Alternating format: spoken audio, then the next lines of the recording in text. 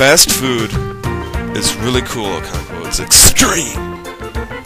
It's the best. It's for those who don't have the time or the patience to sit down and make their own meal, so they pay somebody to make them a really crappy meal for them. It's great. You know, fast food, lots of young, dumb kids get it because they don't really care what they eat. They don't care if it causes cancer or anything like that. And lots of poor people eat it because it's the only thing they can afford. And this is where fast food comes from. No one really knows. No one really cares. I don't. Alright. You know, like I said, only poor people really eat fast food for 3 meals a day because it's all they can afford. That's sad. Why pay more? Well, all the ingredients in fast food are the same 4 things over and over again in different forms. Well, in different shapes mostly.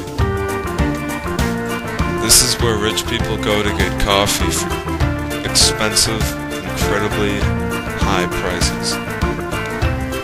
This is where employees are supposed to wash their hands before returning to work and handling your food, but they won't because they don't care. This is what the typical American looks like after a meal of fast food, tired and lethargic.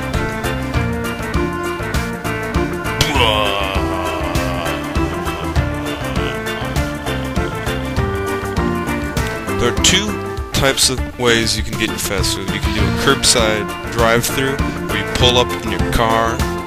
We'll get into that later. And you go to a curbside menu and you order into the intercom what you want, and then you pull up to a window and you pay for it. As shown here, this man has already made his purchase and is getting his food from the attendant inside.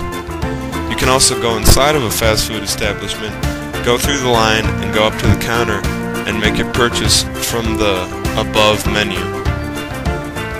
There are 2 types of cashiers: those who are competent, understanding, and take pride in their jobs, and will get your order right and give you fast and speedy service, and those miserable, horrible people who will mess up your order, ruin your meal, and make you waste untold of minutes waiting in line for something that may never come.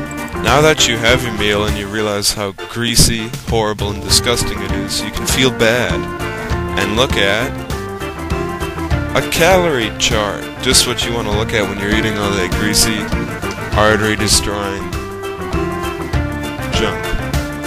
There are a few types of fast food establishments you should avoid at all costs. Jack in the Box is one. It's horrible.